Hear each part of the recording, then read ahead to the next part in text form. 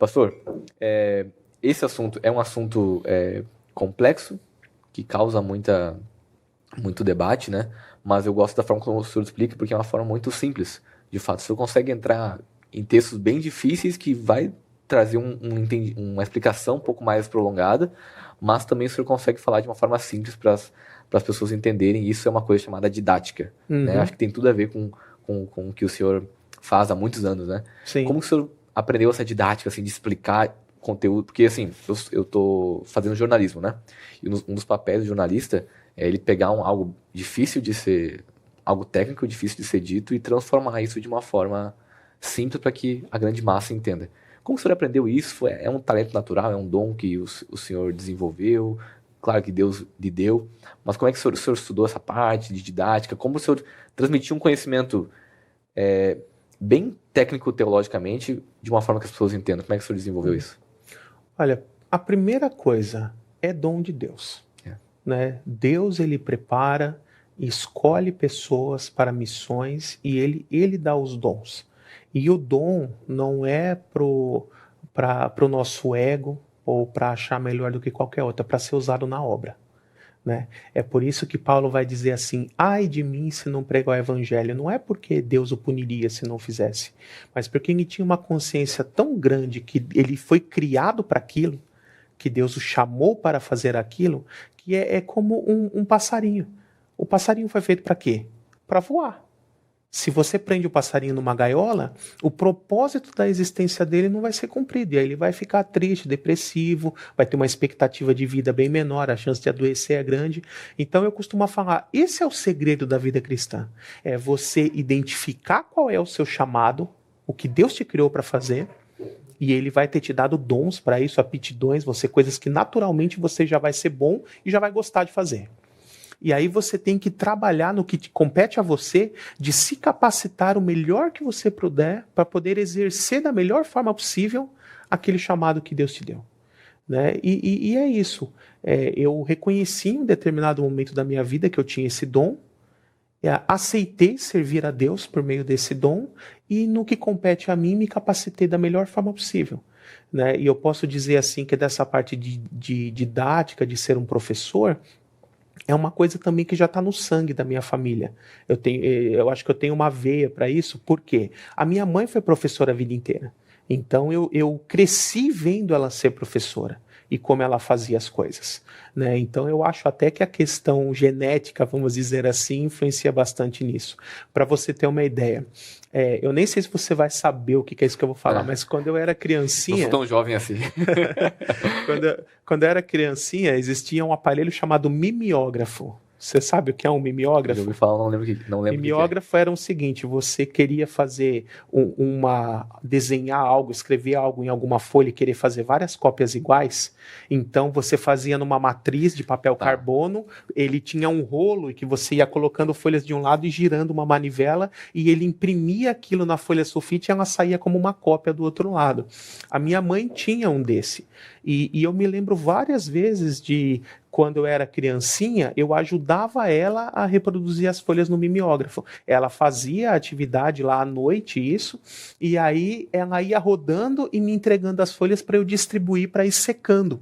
Então eu enchia a mesa, a mureta, a estante, eu ia pendurando onde dava, porque eram 40 folhas, uma para cada aluno, né? E não podia sobrepor enquanto estava molhado, porque senão ficava borrado. Né? Então, desde criança, eu estava inserido nesse mundo da didática, do ensino, né? E não só a minha mãe, a irmã da minha mãe, ela também foi professora a vida inteira, depois virou diretora, agora já aposentou. Eu tenho um tio-avô que foi reitor de uma faculdade, né? Então eu acho que também tem um pouco dessa questão da veia da família também. Top demais. Quando é que Quando é que você vai fazer mais um debate sobre Trindade? Você falou que você parou um pouco os debates, né? Justamente para que a sua visão não ficasse muito de confronto nos debates, que é natural. Mas agora o senhor pretende mais essa parte do ensino, né? Que é o que a gente está falando agora. Instruir a igreja de fato.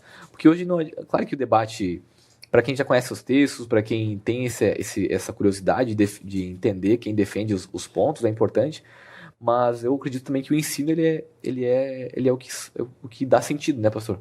Porque às vezes no debate as pessoas ou não entendem tanto, ou até sai meio, não brigado, mas sai um pouco descontente um com o outro, né?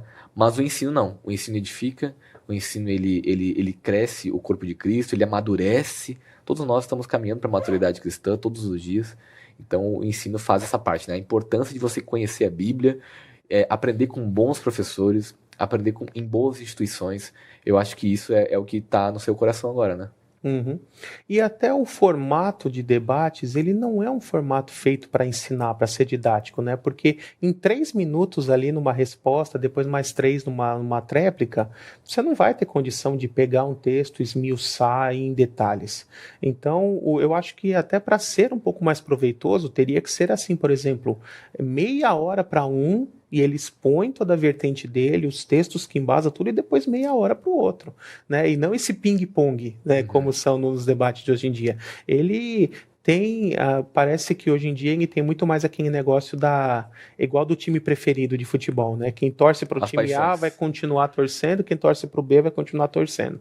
Inclusive, os dois, na verdade, agora, os dois apresentadores do Vejam Só são professores do Seminário Batista Livre, né? E certa vez eu perguntei para o Zeca, falei assim, quando ele foi dar aula no Paulo Vila Prudente, e aí, essa questão de debate, você acha que debate muda a mente de alguém, converte alguém? Ele falou, não. Quem assiste já sendo de uma vertente vai continuar sendo daquela e vai torcer para aquele. E quem é da outra vai assistir torcendo para o outro. Né? Então acaba virando uma preferência de time, quase assim, né? O senhor já viu alguém mudar de opinião no debate ali ou não? Não. Difícil, né? Ah, sim. Pode até ser persuadido, mas não vai assumir porque fica feio, né? Mas teve um debate ali que eu fiz em 2014, ele foi muito desproporcional. Né, mas aí é porque o outro participante foi ingênuo, né, porque você não pode querer se dispor a debater com um especialista num assunto que você não conhece, só pela ânsia de querer aparecer na televisão. Né, isso é uma coisa muito perigosa. Eu costumo dizer assim, eu prefiro não aparecer na televisão do que aparecer e passar vergonha. Né? Então, a questão do preparo é muito importante. Né? Quando eu participava mais ativamente de debates, eu nunca subestimei nenhum adversário. Né? Eu costumava brincar assim, eu me preparava como se fosse enfrentar um leão. Às vezes eu chegava lá e tinha um gatinho, mas o meu preparo era para enfrentar um leão.